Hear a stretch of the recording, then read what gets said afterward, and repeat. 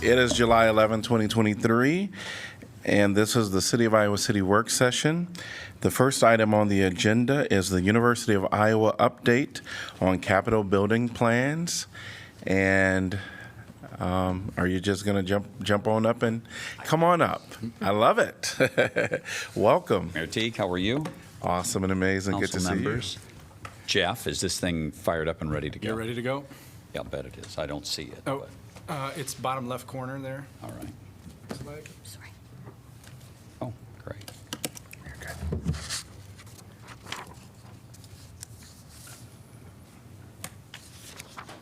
you go.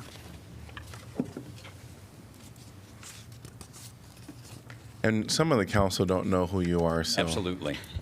Yeah, good afternoon. Rod Leonards. I am Senior Vice President for Finance and Operations and University Architect at the University of Iowa. I've been with the university for, I'm in my 30th year and was born and raised in Iowa City. I have the pleasure of meeting with Mayor Teague and Jeff on a regular occasion with our president and some of our senior staff as a chance to catch up. And during that, we thought it'd be a nice idea to come here and present to you some of the projects that are going on. Do you want me to go any further than that? Anything else you want to say before I jump in? Yes. I see the G is missing in part of the logo, so I'm going to hope that the graphics on this are the same as what I sent. If not, it looks like it's cutting off a little bit of the right side of the screen, and I'll describe it regardless. But what I'm going to present to you is a summary of a unique 10-year master plan we were asked to provide for the Board of Regents at the start of 2022. Typically, our projects are delivered on a project-by-project basis with the Board of Regents. In this case, what they wanted to do, because we have a lot going on, as you might be well aware, related to the hospital, they wanted us to contextualize that with the entire campus and give a picture of the master planning and the project planning we intend for the next 10 years. It's obviously at 10 years, it's not exactly as it will be delivered, but it's a good look at the highlights of the primary directions and priorities for the University of Iowa for the next 10 years. And as Iowa City hosts our campus, there's a fuzzy edge all over the place with us, and we interact. I will say, just as one small piece of introduction, and we hear our president say it a lot, but I do as well in the circles that I travel in with respect to other universities, administrative leaders, university architects or planners. We are not aware of any other university setting that has a better town-gown relationship than we have with our hosts in Iowa City, Coralville, University Heights. Many universities are suing their cities and cities suing their universities because of inconveniences.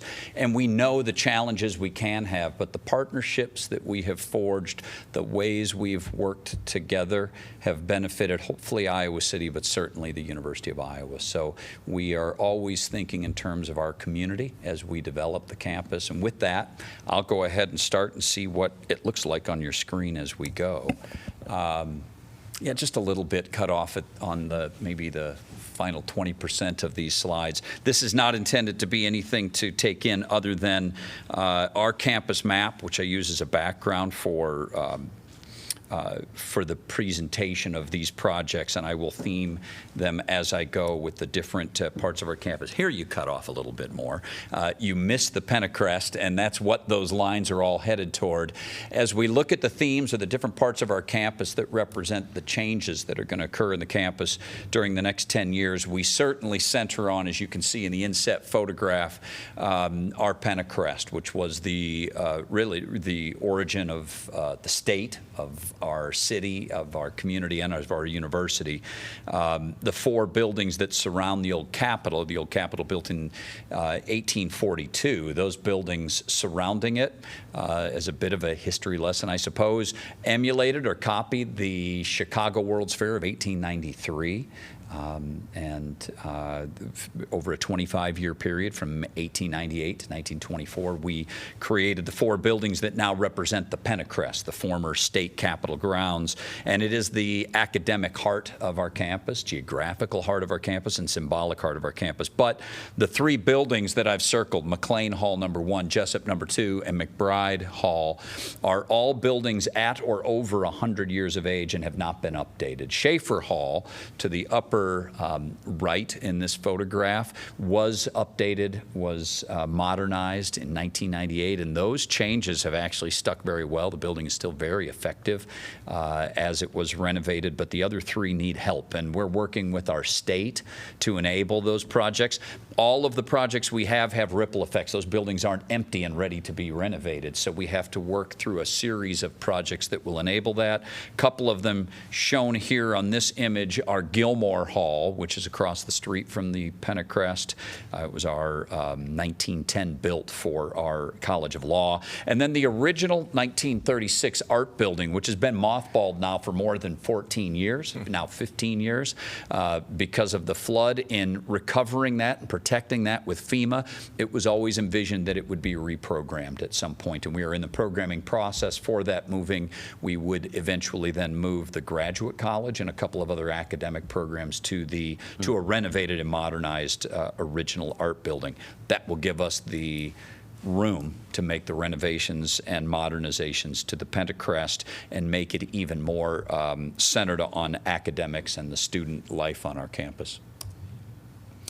Also on the east side, and a high priority for us, is our Iowa Memorial Union, originally built in 1925. You may have seen we recently received approval by the Board of Regents to advance the modernization of the Iowa Memorial Union, and in partnership with our student body, the student body government, both graduate and undergraduate, agreed, like our Campus Recreation and Wellness Center, which was done in 2010, to help in the funding of that through a student fee.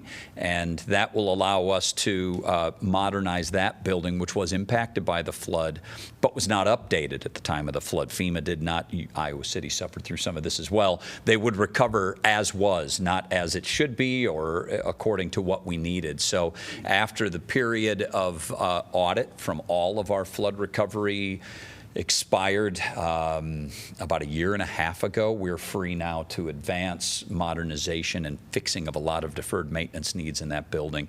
It has a couple of other inset photos, again, relating to other projects that we would do. You can see right next to the Iowa Memorial Union is the worst parking ramp in the world, the Iowa Memorial Union parking ramp. Built in the early 1960s, the bad ones are always built really well, meaning it's not aging to a point where we have to take it down. But the way it was pinned into all too tight a site for a parking ramp, there's a circular spiral that goes up, and today's turning radius on a lot of the SUVs can't make that. So a lot of people are 3-point turning all the way up, and then a bunch of little dead-end parking places. And so the problem is you can't fix that without a larger footprint. And it so happens that as we're planning and we'll be advancing the IMU modernization project, the lowest photograph shows Halsey Hall, which was the women's gymnasium. It is no longer. We used to have a pool in it. We've covered that up. It's for the dance department. It was a building we actually closed down during COVID because it has such an antiquated air circulation system that we didn't feel it was a safe place for us to have people there when we were worried about health and well-being of folks during COVID. As such, we began to look at options even after the flood as to how we could do better for our dance department. Return to the other side of the river, the top photograph is the 1969 original Museum of Art. And that building, because of large volumes, high ceilings, not many columns because there were galleries, fit the program by size and by spaces almost ideally for the dance department. It would put the dance department back on the arts campus right next to theater, right next to Hancher and the other performing arts areas, and would make good use of a building that was recovered by FEMA, the Museum of Art. That would then allow us to take this very operationally obsolete building in Halsey Hall and remove it and allow for enough space for us to build a representative place for visitor parking. It is often the very first place that prospective students and their families visit our campus. That's their first stop, and the experience in that ramp. And so connections, better pedestrian connections to the Iowa Memorial Union and to Cleary Walkway above it are objectives for that site when we move forward with this project. Next, our Tippie College of Business, 1996 building, occupies most of the block that it is on. We have grown by programs and students by almost 2 times since that building was built. We have faculty sharing offices, and it is the one of our 12 colleges that through our space management and planning efforts has a designated space problem with additional square footage needed. There are exploding programs like our Entrepreneurial Studies, which is a leading program in the country, drawing not just business students, but students from many of our colleges, putting the pressure on the Tippie College of Business and the Papa John Business Building. So across the street, and Jeff and his team will certainly all know this, across the street, across Clinton Street to the east of this and straddling both sides of Market Street are 2 properties the university owns. The one on the upper left is the Fred Riddle property.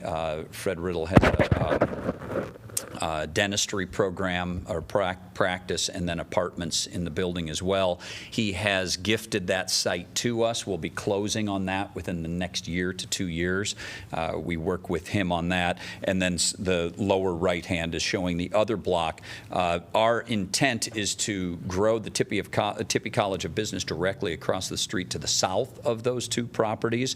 And I'll talk in a bit about what we'll do on the Fred Riddle property in context with our housing and dining program.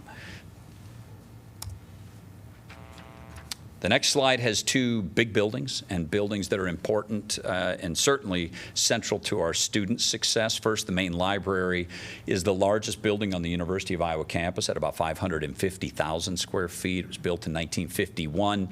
Very antiquated systems, the largest deferred maintenance backlog on our entire campus. And it is in dire need of updating. It's also in dire need of funding to update it, which is a great challenge for this project. It's more likely that we will have to do it in fits and starts and smaller pieces within the building to modernize it. We'll be exploring the viability of the building for the long term, but at this point, I was just meeting with our librarian, John Colshaw, on ways to fundraise for the project and move that forward. The other is the University Capital Center. The university currently owns 62% of the mall. The Hodge Group owns the balance. We have a contract with the Hodge Group to be able to purchase the balance of the building in 24-25. We can negotiate that and work with the Hodge Group to adjust it. But after the flood, it became a very important place because the student union was closed. It actually became our student union for as many as 5 years. And since then, in our campus master planning, a triangle of buildings have become very important for our student success. The Iowa Memorial Union as the social gathering, club space, government space for, and health services space for our students.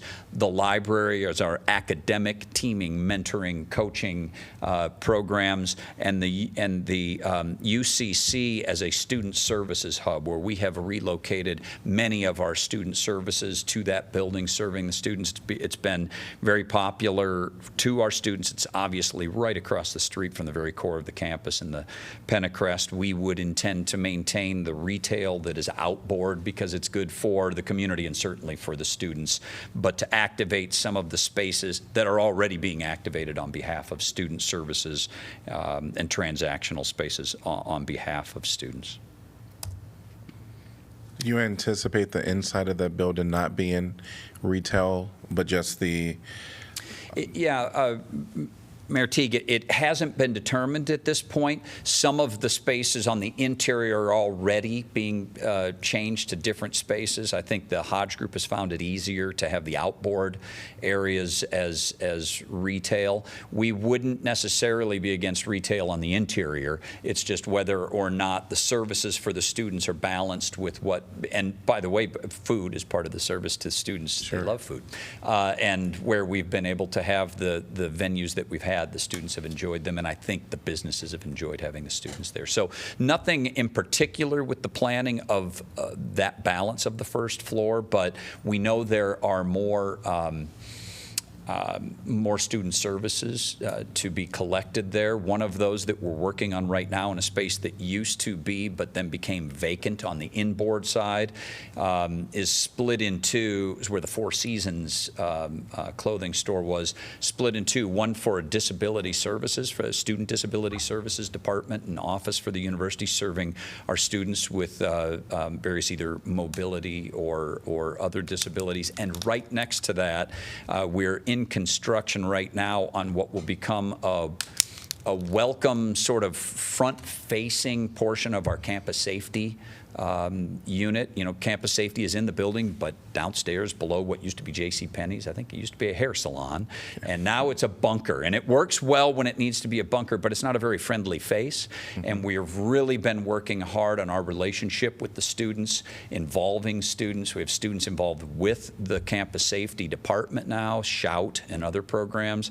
And it's been asked for, and actually campus safety wants to have a presence on the first floor as a place to stop in. Our community service and DEI functions will be in the building at that place, and we look at it as sort of a friendly go-between for the activities that can occur in the mall, but also in the entire campus.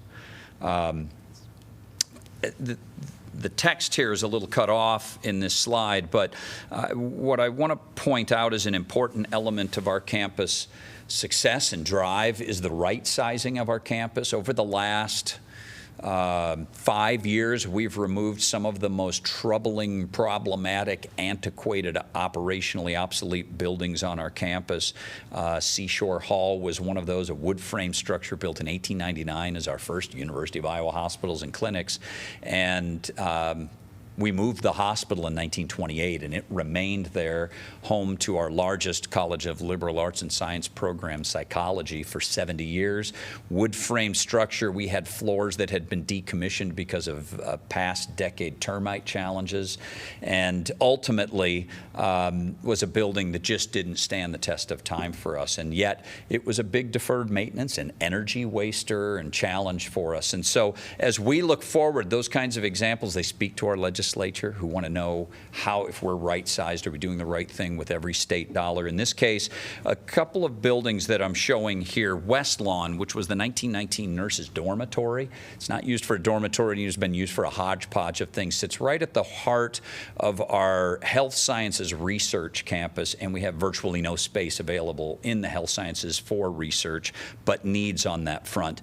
It's a very low land use efficiency building and has leaking roofs and leaking windows and all kinds of problems. We've been slowly emptying that building for some time. I mentioned health. You can see in the sign, student health and wellness will be part of that IMU modernization. So we will move, and at that point, the building will become mostly empty, and our long-term master plan has that site being used for modern research space for the health sciences. I do show the Jefferson Hotel, the Jefferson building, but hotel, 1912, one of the most opulent in the Midwest when it was built. The university operates all of those floors, but not very effectively. It's still got the structure and the functional layout of a hotel, but we put staff in the building, somewhat disconnected with the main parts of the campus. We do not look to rid that building. This is a very personally, very important building in Iowa City. It was our first skyscraper, and is an important building to Iowa City, but someone else can do better with it than we can. We would be very directed in any kind of sale or giveaway on that front to make sure that it is protected, and that we work with the city to make sure that it's protected. But we are in the post-COVID next stage of work with some of the transactional functions going to online, remote, hybrid situations. We are seeing enough of a change in the way work is done in the transactional part of the university that we believe a litmus test for right-sizing our campus is that we won't need the Jefferson building in the years to come, and so it can go to a higher, better use at some point in the future. No hard schedule on it, but that would be generally our objective. One thing you can't really see on this slide, but the bottom bullet is selling Mayflower. I know this has been in the news. The building built in '69 as an apartment, then sold to the university in 1980. It is the least favorite of our residence halls for our freshmen. It is the last filled up, first transferred out. We have lower returning student statistics in that building. Its distance from the other student residence hall, the food service, classes have proven to be something that doesn't work well for first-year students. And as we look forward, and I mentioned that one site north of the Tippie College of Business expansion site, the Fred Riddle site, we are exploring on that Fred Riddle site the idea of building our first, many of our peers have them, we don't, but our first returning student residence hall, which would have more suite-style communities. And if we can build that, it's right near the food service at Burge Hall. It'd be an ideal location for returning students. We have fewer returning students, but almost all the freshmen live on campus. And so we know that we don't have to have the Mayflower to house all of the freshmen on our campus, but we would be short on what we would do for returning students, and that's why we're looking at that option. Currently, that building, Mayflower, is out on the streets. It's being if you will, shopped or certainly solicited by our real estate agent on that. There's been a lot of interest. It's just been listed, so we're allowing, and real estate consultant is suggesting we wait a few weeks, see what comes in, and then assess at that point. No hard date on when it stops, and it's not binding. If we don't think it's good enough for the University of Iowa, we wouldn't sell it. Yes, please. Yeah, so just curious about what kind of purposes people that are interested in the property are wanting to pursue with it. It's a good question, yeah. Andrew. You know, we haven't received or dug into many of the proposals to see that it's otherwise. Obviously, the building itself is designed for residents. The way it was designed when it was built for apartments, it has a kitchenette and a bathroom that is surrounded by two separate units, or actually 4 rooms, 2 on each side, that would house 2 students on both sides. Is how the residence system used it. It could be flexible, and that could all be 1 unit with a living area and bed area, and then the kitchen and bathroom in the middle. The building was originally designed as 2 towers. We have worked to connect the 2 so that the elevators can be shared, and so there's more of a community.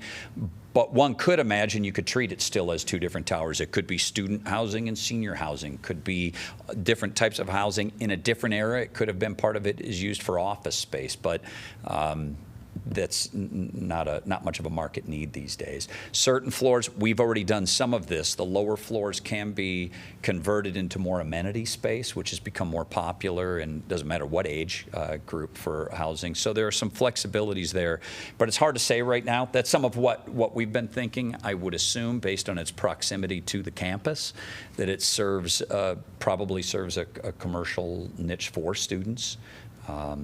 If not others living and working on campus? It's a good question.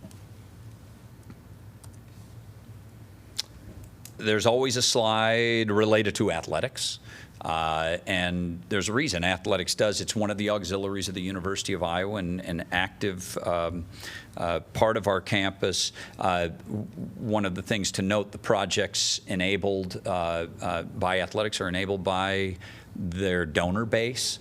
The University of Iowa Athletic Department is fiscally independent of the university. I give one exception to that. By Iowa law, they and we are not allowed to borrow money or bond for anything other than capital dollars. So when COVID hit and they lost 2 football seasons, basketball seasons, and the others, the athletic department needed to and asked the university to give them a loan. They are paying that back with interest to the university. And that has allowed them to continue forward. But otherwise, and again, they'll pay that back with interest. Otherwise, they stand on their own bottom, and that is still relatively unusual at a national level. We're helped by being in the Big Ten, obviously. So the projects that occur in the athletic department are driven by donor dollars. You see half of a rendering. Actually see the half of the rendering that doesn't show the building, but the newest and next project for them is that wrestling center, the Goschke Family Wrestling Center, which is well under construction. Project's going well. 100% donor-funded project that will be complete in probably April this next year, and has a new connection to the floor with a new tunnel to the floor of Carver Hawkeye Arena. It will in effect be the final addition to Carver Hawkeye Arena. There's more space on the site, so but an important project for that program, for which the University of Iowa is noted, and will, in about a half hour after the schedule is released, will sell out the entire season. It's sort of cultural. We are doing other projects with athletics. They're going to look at the various modernizations to Carver Hawkeye Arena. There's a field hockey project, a baseball project, a gymnastics project that they're working on, again, with donors and with revenues from the auxiliary that is the athletic department. Do have a bit of a catch-all when we're working with the Board of Regents, the other things that we're working on, some of those priorities. East and West campus research growth. We've seen a lot of growth in research on our campus and more diversification. We've typically been an NIH-rich campus, mostly medical, but thanks to our space physics program in Van Allen Hall and our partnerships with NASA, our largest grant of all time, $115 million, was awarded by NASA to our space physics group, and those diversifications protect the university in the future, but they also reveal that we have some undernourished spaces for the high expectations of groups like NASA. So we'll continue to look at both East and West Side research growth in the decade to come. CAMBUS, parking, campus services are always a churn on our campus, especially in an urban setting, and the things we work on. I mentioned housing, care, and modernization. We continue to go through all of our residence halls. We're at a pinch right now because 300 beds in Hillcrest are out because we're modernizing a major portion of that building, which will be great for the students that get in there after it's modernized. And then obviously TBD, new opportunities do arise and donor opportunities do arise on a regular basis. And the whole notion of a master plan is to make sure that we're ready for those and can welcome them and make them work. Final slide I have is one that just highlights, as you can see, a 1 and a 2 and then an ABC. These are some of the health care projects that are really driving a lot of the dust in our area. Number one, where you see number one, this would be the Jacobson. It's driving the largest gift in the history of the University of Iowa, $70 million gift for an inpatient and operatory care tower at location number one. It would be a north version of the Children's Hospital. A project of that scale, not unlike the Children's Hospital, a project of that scale doesn't happen by just plopping it down on the ground. There are things around it that are impacted from utilities and roads, but more specifically, it lands on another very old parking ramp, and one that is actually having conditional challenges, Old Hospital Ramp 1. So that ramp will be lost to this project. It'll be occupied by the footprint of the tower. Thus, the A you see on the map, north of Kinnick Stadium, is a project that is already under construction.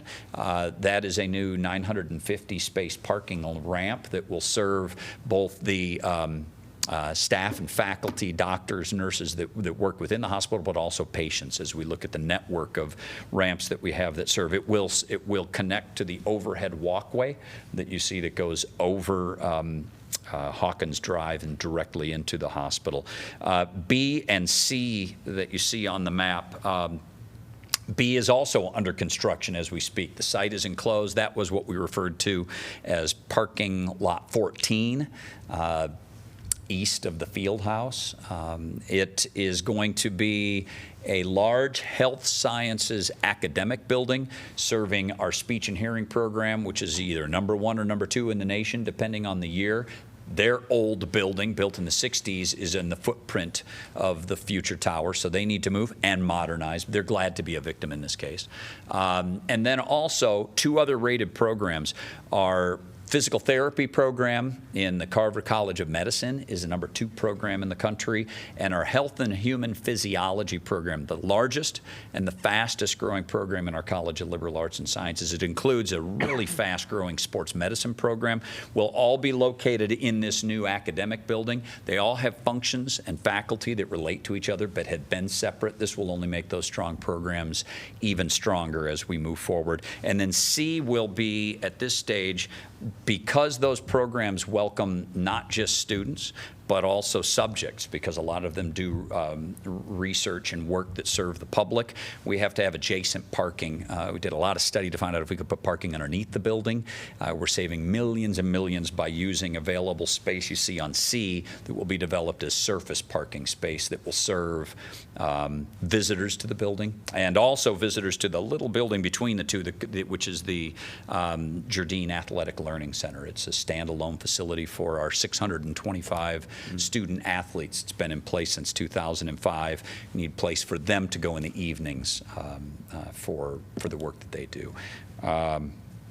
That takes us to almost the full word Iowa, and I'll be glad to answer any questions. It does not address all of the projects over a 10-year period. It's a highlight reel of the things we're aiming at. It also looks like a lot of work. It is a lot of work, but it's also spaced out over 10 years. It actually does not show, apart from a hospital project to do, does not show an escalation in the amount of work on our campus. And as I pointed out, on the main campus, it's actually a slowdown in taking care of what we have, as opposed to more and more new, with the exception of the Tippie College of Business growth. Thank you so much. That's a lot of great information. I wonder if you couldn't just give us a little bit of information about the North Liberty University absolutely. site. Yeah, sure. As if the hospital's not vibrant. So we've all heard the challenges related to University of Iowa hospitals and clinics, the only tertiary quaternary hospital in the state. We have a mission that we take everyone, insured or not. These missions have driven us to a point of 100% occupancy within the beds of our, not only our hospital, but our emergency room. It's not sustainable, it's not efficient, it's not in the best interest of care. We have quite a few of our rooms are double beds with 2 patients in a room. That is not a standard that we or others aim for, but you can't do anything about it until you have capacity. And so the tower I mentioned is an incredibly important part of that in the main campus.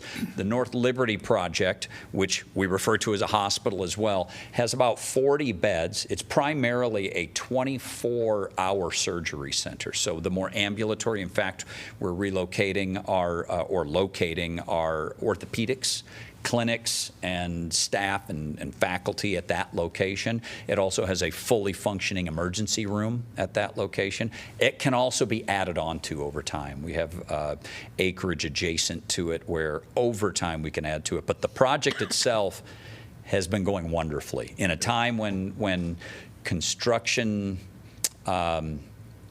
staffing and available positions is a challenge for everyone. We've seen it in the escalated time and costs. That project is currently under budget and under its expected time. So we're thrilled with the partnership we have with the contractors working on it, and it has gone very well so far. Yeah, it's really taking shape. Thanks. Well, counselors, any? I had a question about the status on Manville Heights. You know, there was the discussion of the practice field and Yeah, certainly. developing there. What's happening? Yeah, thank you, John. In the theme of some of the areas, whether it be Mayflower or the athletic club site near Finkbein or the Park Road former band practice field, we've been encouraged by the Board of Regents to right size, to make sure that the assets we're paying for are paying dividends to our students and to our objectives. That's a site that since we moved the band practice to the Hawkeye campus west of Finkbein, we've done no programming on it except mow it and take care of snow and other things and spend about $45,000 a year to just care for it. So in that spirit of looking at those assets, one of the things that we went and met with and visited with the neighbors on was a redevelopment plan, a development opportunity for a developer to come in. Again, one of the things we were very careful to do, because it's a wonderful neighborhood, we look to strengthen it, not harm it, is we put 3 representative neighbors on our planning team. We asked them to write the intro to the RFP process for us. We worked with the city. One of the concerns we heard was it's so close. It's really not a park. It's a flat plot of grass, but there is a park, your city park, right across the street. But quickly they said, but it's hard for our neighborhood to get to it.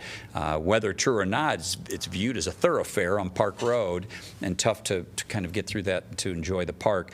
We intend to work with the city to improve the connection points to the city park through this project. And again, it would be non-binding. If we don't find a development that's fitting, we wouldn't take it. We have held on that project currently primarily because of what we're seeing around us with high interest rates, high construction costs, and long lead times. We've seen those challenges on some other sites like the Finkbine site, where a developer was selected for that and in the end couldn't do the project. Too costly, too many delays. And so we don't have a reason to hurry the process. We're going to let the time solve it, but we are ready to explore that option in, the year to come. Any significant outdoor developments in terms of, the common spaces, the spaces between the buildings, shall we say? On campus? Yeah. Yeah, absolutely. One, we're as proud or more proud of our landscaping now than we've ever been. We've really worked hard. Got a great team, and they've worked hard over this last decade to really work on the spaces that connect the buildings.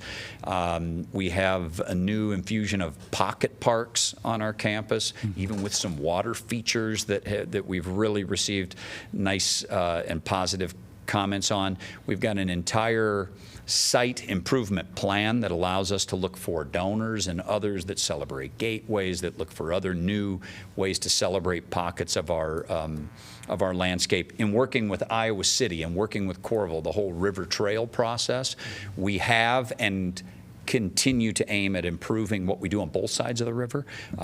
We just advanced a project, or Iowa City has, with the idea of grant dollars that would make the connection from Dubuque Street down to the river at Park. We're just as behind this as Iowa City would be. Again, another one of those examples of partnerships that we have. But in a fairly urban campus, the green space is obviously very important. I think one great example is Gibson Square on Burlington Street. It used to be just sort of an underutilized pass-through green space, not that that was wrong.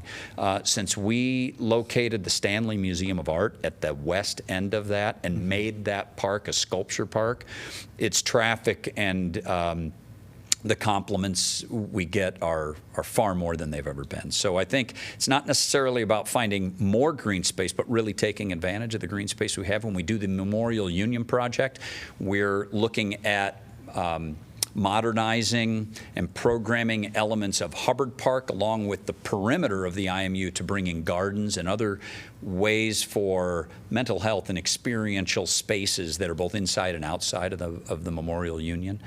We have a very active gardening student group that does work out on the Hawkeye campus. They'd like to be on the main campus, and our notion is to incorporate that into the Iowa Memorial Union project so that the site itself starts to act as a garden for students, whether you're a gardener or not, to experience. Great. Yeah. Yeah, a lot of exciting things on the landscape front. We're very proud of it. Thanks for asking. Having spent 38 years of my life at University Hospital, working at University Hospital. As you can tell, from 1974 till 2012, I saw it grow immensely. Immensely. Like by about 4 million square feet. We used to joke that, it's going to be over to Melrose at some point, and it is now currently. And of course, as it grew, we also saw then units shuffled around and moved around, and empty spaces used for offices, et cetera. Very good planning on the most part for using that space that the units were moved from. So I just kind of wanted some clarification. I'm a little confused on this new North Tower thing.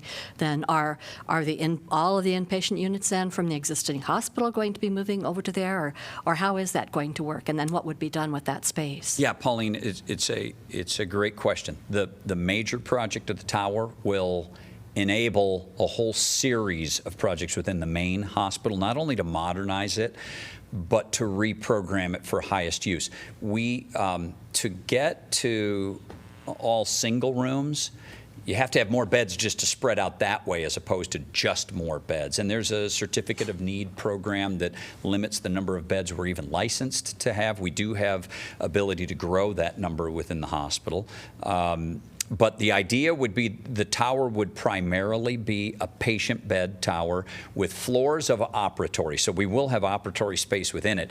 And then we will go and modernize the pavilions that have beds now, modernize those to decompress them to single rooms, and also modernize the way they work for nurses, for staff, for doctors, and for patients. And using some of the best practice models we learned with the Children's Hospital. There are new and better ways. Some of them call them Disney-esque kind of on-stage and off-stage or backstage things you do so that the patients don't see all of the work that happens, and it's good for them, it's good for us, they're not in our way. And so absolutely, the beds, not all the beds will move there. We'll add beds there that will allow us to decompress in the main hospital. Okay. But it's a great question, and it is complex. It's an amazing sort of spaghetti set of projects that happen. But it starts with a tower that enables it. Well, that's good to hear. Like I said, I still have this heartfelt connection to it. Absolutely. Well, so thank that's you. Good to hear. It's Thank you. growing and I do expanding too. and still a great place. Yeah, thank you. Sean. So anyway, first of all, thank you for coming and for this presentation. Sure. I know that it's nice to hear, at least as one gauge of the success of such an important institution, all of these building projects, certainly an indicator of good health, and lots of programs expanding, great to hear. One question I do have, and maybe you kind of touched on this a little bit when you were talking about Mayflower, but maybe you could circle back to it, Sure. is the undergraduate student housing component, which is something that definitely, you talk about town and gown, that's definitely a shared sort of thing that we either provide or don't provide for our undergraduate students, and we want to have good housing options. Could you speak a little bit more to what the university's like in the 10-year plan to increasing dormitory space? Are there some plans? If so, what do those look like to sort of ease some of that pressure? Sure. Yeah. So first of all, unlike some of our peer institutions, we don't require students to live on campus. Yet, somewhere around 97% of the first-year students that come to the University of Iowa do live in our residence hall system.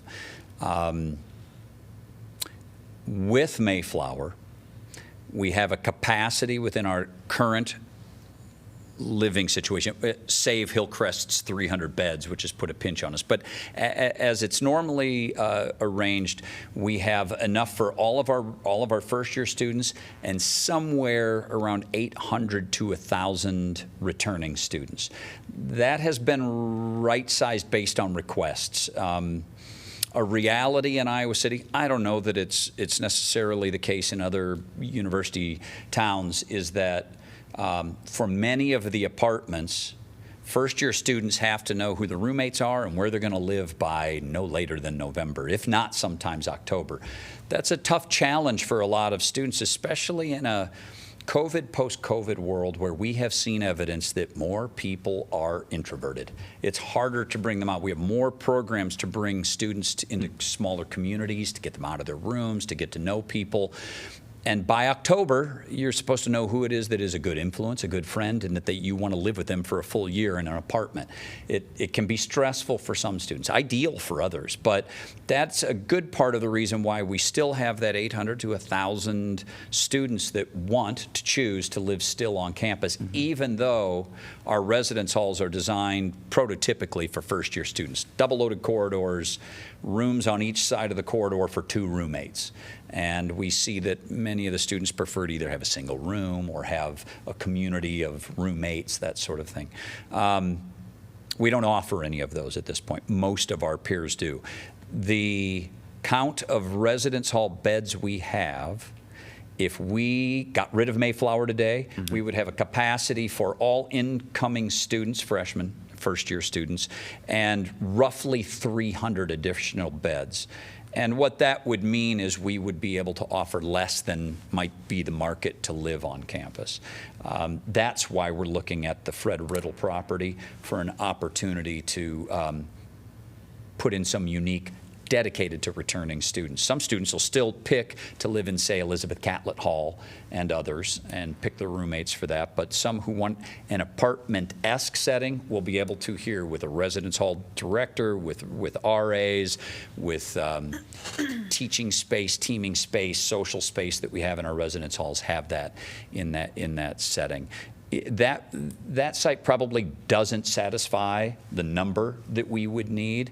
We have looked at other sites adjacent to North Hall and other places on our campus that might afford some future options for more housing. But when it comes to the undergraduate population and the Iowa City apartment market, we do stay aware and work closely with Jeff and the team, stay aware of where things are. Jeff is in the meetings that you have, a chapter of the meetings we have with the president are some of the latest development opportunities or proposals or others. Some of them have already been recognized. There's been more collection of apartments right at the border of the campus. I think there, as I understand the city's objectives too, there are some positives to that, and that the more residential areas can be free for more residential areas. But we're not looking at growing the population of the University of Iowa from a student perspective very much. Last year we had the 3rd largest class of incoming freshmen. We're at that this year. But our objective is not to, there's not a specific sweet spot, but not to really go more than, say, 32,000 students. And I think one of the secret sauces the University of Iowa has is its scale. Many of our peers are 3 times our size, and people don't know each other and get lost in that very urban scale environment. We're small enough to know each other and to feel comfortable, whether it's student to faculty or staff to staff on this campus, and we recognize that that's something that fits Iowa City well. So we don't have a big need to grow student population, or rather student housing on our campus, but step by step we'll be exploring what we can do for returning students. We do have some space on the west side of the river as well, where Quadrangle, the east portion of Quadrangle Residence Hall used to reside, where we can put another returning student residence hall there, kind of at that edge of the Quad Ravine. Skunk Hollow for some of you who have been here too long. So there, we have that in our master plan, but no big plans to grow beyond that description. Okay, thank you. Yep. Can you walk us through what the transition will be like for, after the sale of Mayflower when it comes to, Yeah. Where the students Timing. are going to go? Are they going to be there next year? Pardon my ignorance. Yeah, no, it's a good question. So part of what we have advertised is that the university will continue to use Mayflower this year, this academic year, and would plan to not be assigning beds for the following fall. That would be the base intent. We don't know what the proposals will be when they come back. It could be that somebody says, well, we can make a go of this, but we want to make sure we've got a little runway.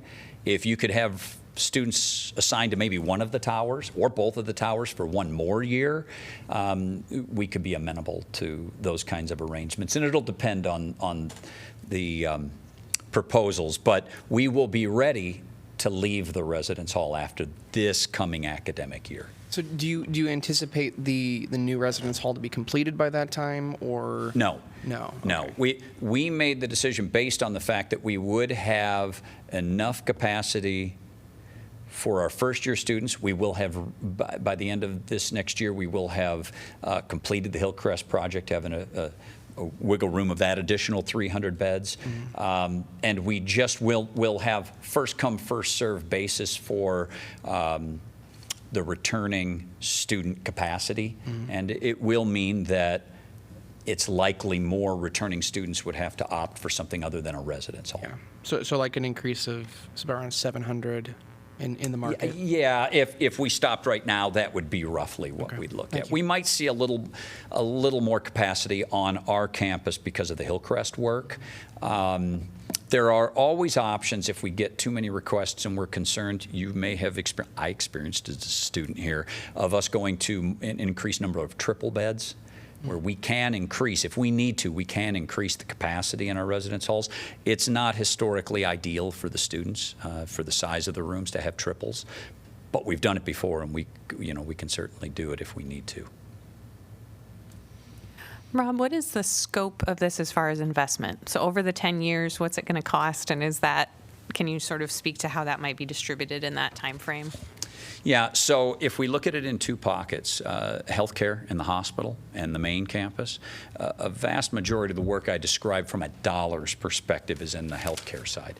That would be from hospital usage funds, as they call it. It'd be the revenues from the hospital, and the North Liberty project is costing the hospital, and as it opens, it then begins to generate the revenue that will enable the next step of projects, and that's how the plan for the hospital project works.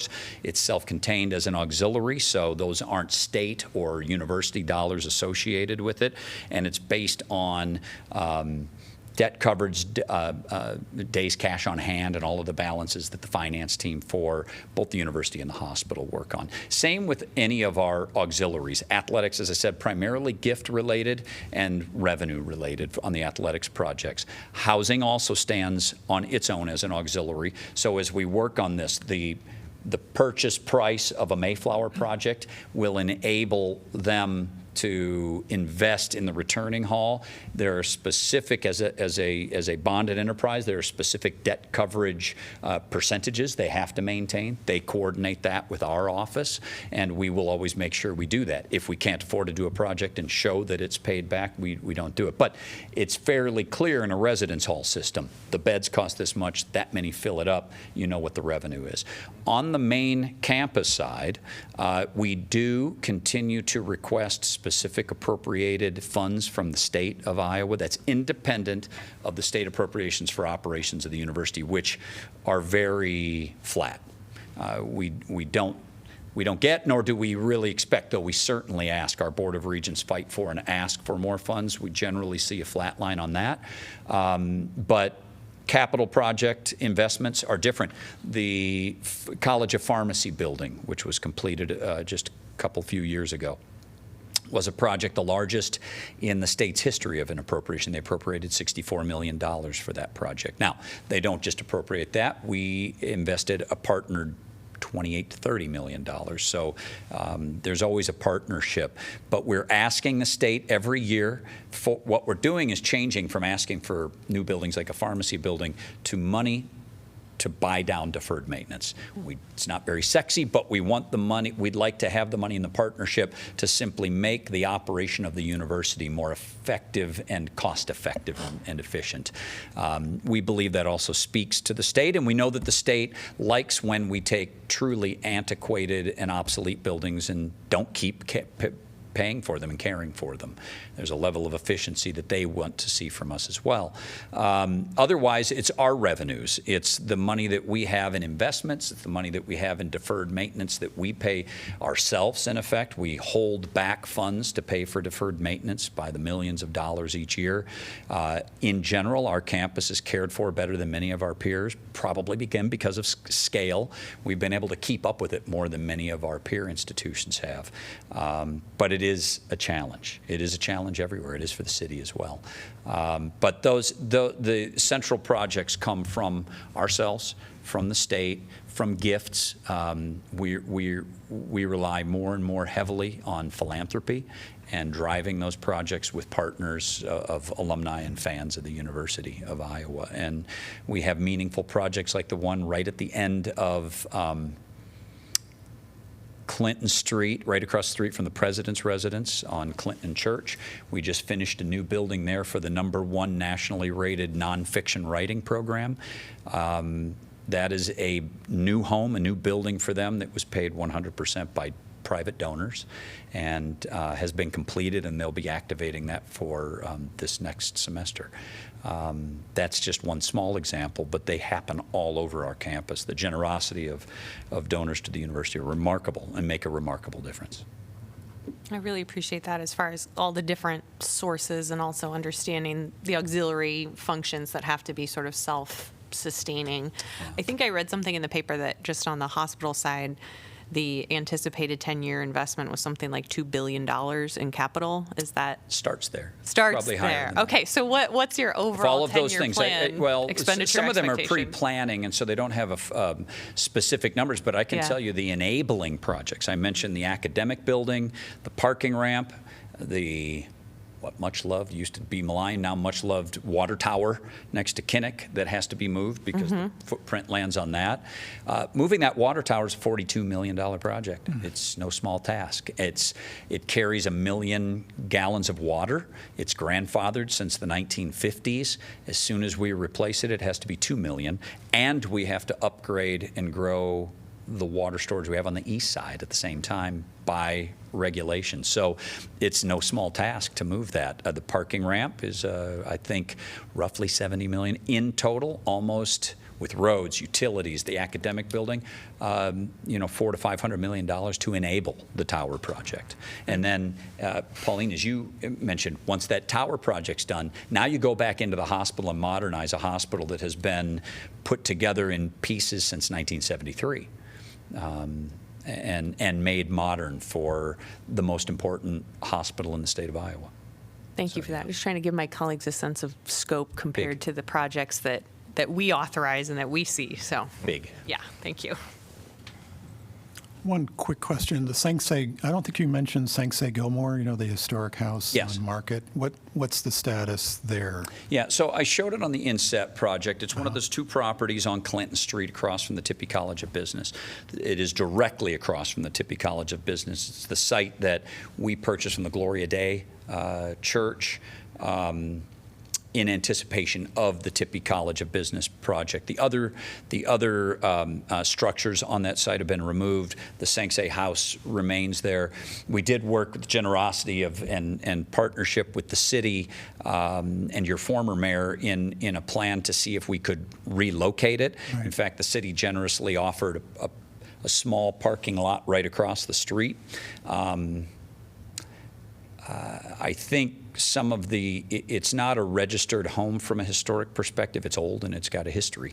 And some of that led to moving companies shying away from it, but ultimately it was going to cost more than $2 million to relocate it without putting anything in it to make it work. We've restored the Shambaugh House, the Bowman House. When we did the Bowman House just up the street from that, because of what we have to do for those who will use it, we had to fit into it architecturally, historically, carefully, an elevator and other things that led to a simple renovation we thought would be replacing windows became over $1 million project. In this case, we don't have any programs that need or would fit in the home effectively, and at over $2 million, it didn't work for us to move it. We still endeavor to have it saved. What I would expect, we're talking to some folks now that we get people to approach us every once in a while interested in it, and our objective would be to work with anybody, offer it at no cost, and probably help to defray some of the costs in moving if someone will be willing to move it. It's been an interesting pathway for that house. There's no specific build date. One of the challenges in the city auditor, the county city auditor in 1905 half of the house was built onto and was changed, to the point where the assessor said the building was built in 1905, not in the 1800s, because it was changed so much. That doesn't make it less historic or full of heritage. You bring up, or you point out, an important thing, and I talked about Halsey as well. We balance the issue of historic preservation constantly and carefully.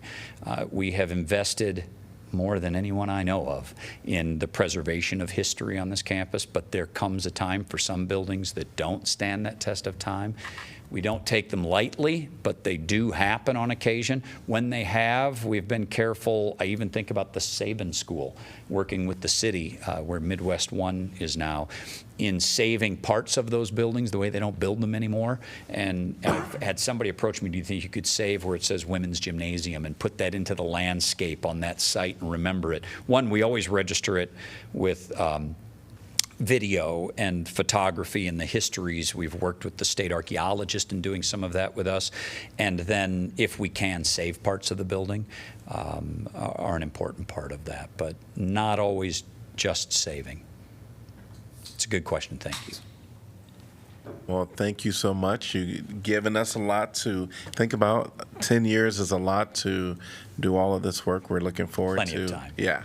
Yeah. Well, and I guess I appreciate that 10-year outlook. I think oftentimes you say you were approaching with single projects to the Board of Regents, and I think just having that bigger outlook It's is helped the helpful. board. Our partnership with board and board office has been great because of this. They know what's coming.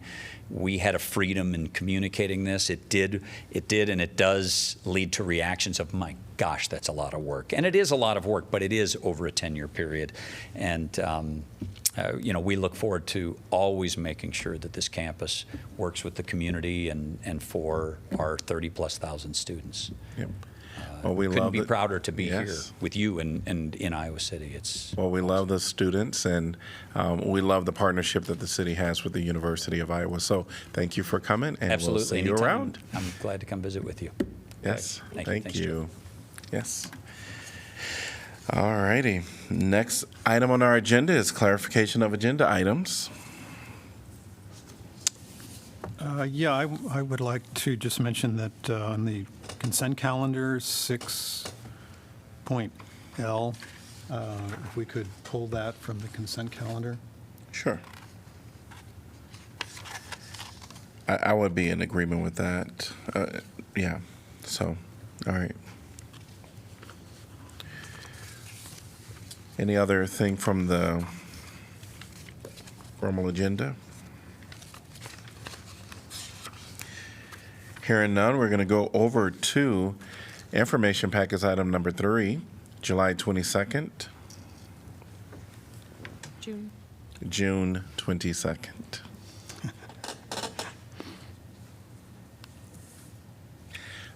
July 6th, because June didn't have much.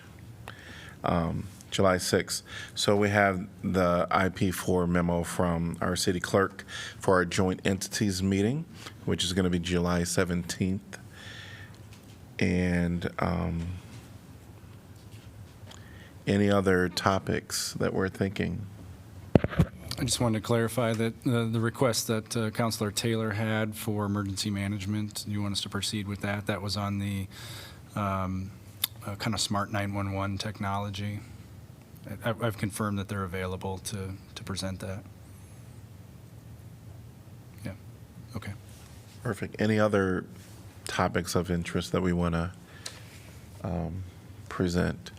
I can't recall if we ever had GuideLink come and do the presentation. I know that we suggested it and they weren't able to make it. It was the Coralville meeting. And I can't remember if they were ever rescheduled.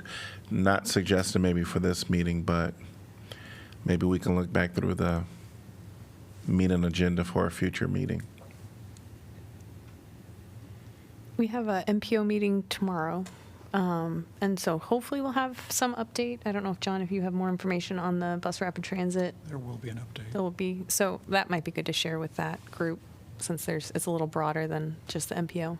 But I imagine it'll be very brief.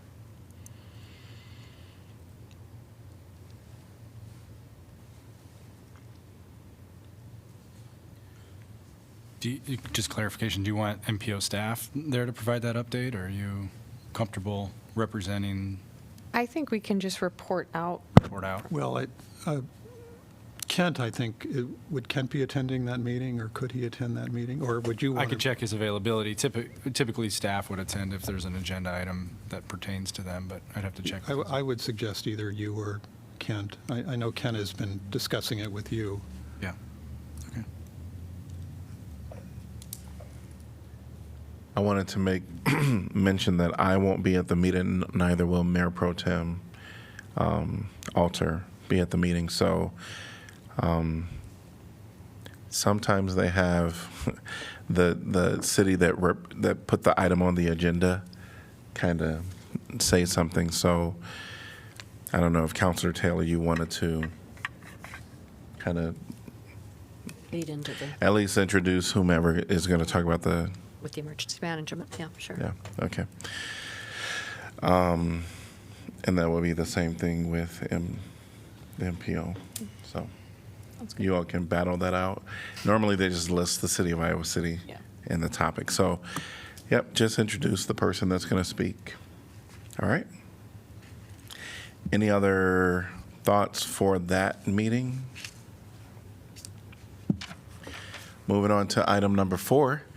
University of Iowa Student Government Updates, USG. Welcome. Hi, Council. Well, there's not too much, but I figured I'd just kind of give you a little bit of our possible future events, because we kind of have our GR platform a little bit hammered out now. So it's just good to keep you guys in the loop. We were thinking of having a city council tour / campus visit, similar to how the Board of Regents does it, but a little bit more low key. It would just be really nice for a lot of we're trying to make a new committee that is going to be working on more city initiatives, and we think it would be a great way to actually have them meet you guys, or at least some of you guys, and walk around campus or something like that. That's still really well in the works. We're still going to have a candidate forum for those who are up for election this year. That'll be in the works as well from GR. Town hall will probably happen again second semester. And then, of course, you're going to have this semester meetings with me and Matthew, hopefully. So that's all we really have. So thank you so much. Great. Thank you. Thank you. Item number 5 is council updates on assigned boards, commissions, and committees. We have nothing. All right, we're going to be adjourned until 6 p.m.